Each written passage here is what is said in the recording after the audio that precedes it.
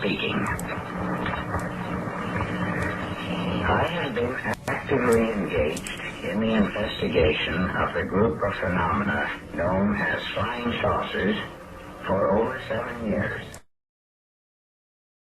The available literature on the subject, interviewed a great many people who have seen unusual things in the sky, examined many pictures and physical objects, made observations with scientific instruments, and carried on a series of communications with intelligences claiming to be extraterrestrial.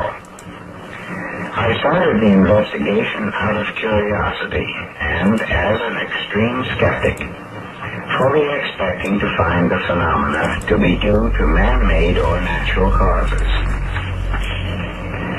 I am 48 years old, hold a master's degree in electrical engineering, occupy a responsible position in the Canadian government, hold a half-dozen patents, author several technical papers, and in general enjoy a background in technical work and science, indicating at least an average competence to study and report on phenomena of scientific nature. I have tried so far as possible to use conventional and standard methods and equipment, and to investigate all possible angles before drawing any conclusions. In other words, I have followed the same general procedures which I would have followed if I had undertaken to study some more prosaic subject, such as radio wave propagation. The first phase of the work consisted of reading all available literature, collecting as much observational data as possible, and in general getting a fair perspective of the problem. The second phase involved theoretical and laboratory work to find openings in our technology and to establish relevant reference points. And the third phase involved following up the many and varied leads which developed from the first two phases. I do not intend to dwell on the first phase of this work, as my experience was quite parallel with that of other investigators who have provided extensive published reports of their findings. Nor will I dwell on the many dead ends which were explored, which looked promising at first, but faded out under careful investigation. Nor will I be able to be as specific as I would like to be with respect to material given to me in confidence, or which came to me through classified channels. Furthermore, it is not my intention to try and convert anyone to my way of thinking, but merely to state what I believe and why I believe it. Let us look at a few facts. First, hundreds of normal, honest people have seen lights in the sky which behaved like no light normally seen in the sky ought to behave. Second, hundreds of normal, honest people have seen what appear to be solid, real objects in the sky, which behave like no object normally seen in the sky ought to behave. Third, hundreds of people have seen objects in the Earth's atmosphere at sufficiently close range to see enough detail to enable them to say definitely what the object was not, even though they could not identify what it was. Fourth, descriptions of these objects from observers where circumstances virtually preclude collusion check quite well among themselves and against data received from other sources. It is not reasonable to assume that hundreds of ordinary, normal people, whose word we would readily accept under more mundane circumstances, for instances as witnesses to an automobile accident, should suddenly become liars, fools, neurotics, and otherwise quite incompetent observers. I have interviewed many of these people myself, and I am convinced that they are sane, sober, honest folk who are reporting as best they can something which they really did witness. I will concede that maybe some of these people did not do as good a job of observing as someone who is better trained might have done, but within their limits, I believe they did honestly report what they saw. Let us look at a few more facts. First, there have been several close brushes with these objects, and in one case at least, the aircraft pilot lost his life as a consequence. Captain Mantell was reported killed as a result of chasing a flying saucer on January 7, 1947. The incident is described in detail in the report on unidentified flying objects by Edward J. Ruppelt, pages 51 to 60. Second, people who have been near these objects have described physical sensations which are unusual to say the least, but which are quite consistent with what is known of the technology under which they operate.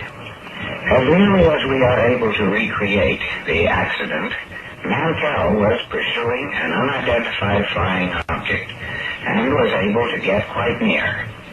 In fact, apparently well into its operating field. His aircraft just fell apart and was scattered over quite an area. Mantell's body, when recovered, was not displayed even to his next of kin. Several people who have found themselves close to these objects have remarked on the insufferable heat which seemed to pervade the general region. Also, there seemed to be a gravitational necessity to lean away from the object to maintain balance. While these facts may seem to be rather incredible, nevertheless, there exists quite a good record in support of each occurrence. Furthermore, the technology of which we have been able to get a glimpse, namely that of manipulation of the three basic fields, electric, magnetic, and tempic, indicates quite a straightforward answer and explanation of these phenomena. As might be expected, many of these alleged contacts provided little or nothing of value, but a few did pay off. Some of the contacts have been the subject of published material, but by far the majority are confidential, and there are a surprising number of these contacts. The procedure in checking contacts was to ask a number of innocuous but significant questions, and compare the answers with the answers to the same questions as obtained through other contacts. Questions were of the type, do people live on the planet Mars? If so, what is the shape of their houses? Do people on Mars use money? If so, what does it look like? Altogether, some 100 or more questions were involved. The results were spectacular, to say the least. Among the contacts that might be classed as authentic, there was almost complete agreement. Among the other alleged contacts, there was extremely poor agreement or none at all. Of course, where agreement was general, but one or two points didn't fit, an effort was made to find out why the discrepancy. In each case, it was found that someone had injected a terrestrial idea or comment instead of transmitting faithfully that which was received. Now, having located what seemed to be channels of communication between ourselves and these extraterrestrial intelligences, the next and obvious step was to try and get as much information as possible. As may be expected, this effort was at first directed toward science and technology. But it soon became apparent that there was a very real and quite large gap between this alien science and the science in which I had been trained. Certain crucial experiments were suggested and carried out, and in each case the results confirmed the validity of the alien science. Beyond this, the alien science was just incomprehensible. There followed a period of soul-searching, during which many doubts were raised. While we were able to establish that these people from outside all told the same story, was that story the truth? True, there existed some pretty good evidence to support their statements, but maybe there was some other more conventional explanation.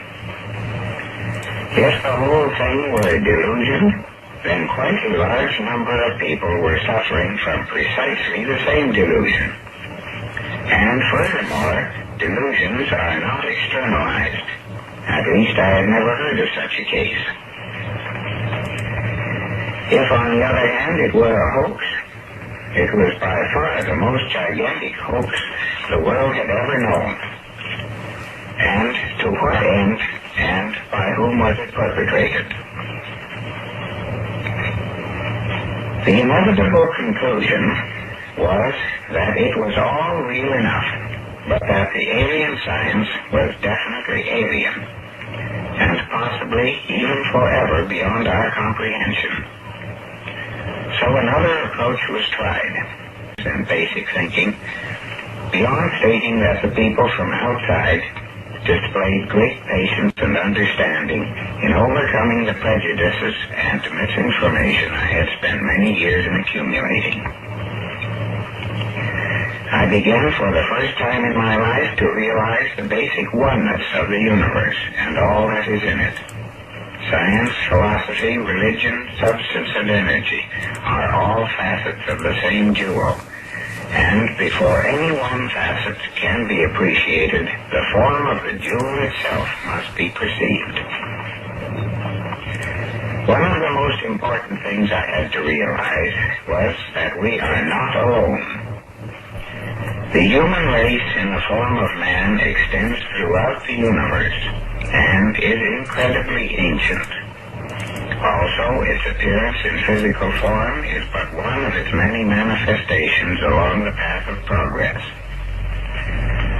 Our civilization here on Earth now is only one of many that have come and gone. This planet has been colonized many times by people from elsewhere, and our present human race are blood brothers of these people. Is it any wonder that they are interested in us? To orthodox thinkers this may seem strange, but not nearly so strange as our orthodox ideas on evolution. The question might be asked, if these people are our brothers and are interested in our welfare, why do they remain so aloof? The answer is available. There is a basic law of the universe which grants each and every individual independence and freedom of choice, so that he may experience and learn from his experiences. No one has the right to interfere in the affairs of others. In fact, our 10 Commandments are directives against interference. If we disregard this law, we must suffer the consequences. And a little thought will show that our present world state is directly attributable to violation of this principle. When we enter this life, we do so to participate in certain events, the sequence of which was established before our birth, and which, if altered substantially, would deprive us of experiences necessary to our development. We have built-in protection against altering substantially these sequences in that we do not consciously know of them. But these people from outside have a much greater knowledge than we have, and have means of perceiving the sequences which must not be changed. Therefore, while they have every desire in the world to help, and stand by, ready, able, and willing to do so, they are not permitted by cosmic law to interfere. The dividing line between help and interference is very delicate indeed and sometimes hard to perceive, but it is a demonstration of individual and collective progress how well we can be guided by it. I am told that one of our difficulties is that we do not recognize a sufficient number of dimensions and make use of them in our science. Furthermore, we do not recognize the true nature of dimensions or of their place in our universe. I am told that so far as we are concerned, there are 12 dimensions of deity, and these provide the entire structure of our universe. Our conventional concepts of dimensions are most inadequate and restrictive, and so long as we persist in them, we can never transcend the world of mechanical processes which we have built. In science, we have an established procedure always to tie a new discovery or observation to that which we already know, even though to do so requires extensive patchwork and perturbation factors to be applied to our existing knowledge to make the new knowledge fit. We invariably assume that the new knowledge must somehow be closely related to the old, and we are most zealous in tying the two together. As a consequence, we bend and warp our units of knowledge so that we can fasten them together, whether or not they belong together, until we have fabricated quite a structure which is almost completely closed on itself. Consequently, when we do find knowledge that should but just won't fit our structure, we have no alternative but to reject it. I am informed that science really is much more simple than we imagine, and all the component parts fit together perfectly without any corrections. Possibly we should start over again and reassemble our knowledge in a different pattern, and this time fit the jigsaw puzzle together properly without trimming the pieces. I feel sure that if we were to do this and accept the philosophy upon which this new approach must of necessity be based, we can enjoy the technology and the way of life which is demonstrated to us by the presence of the spacecraft and of our brothers from elsewhere. Thank you.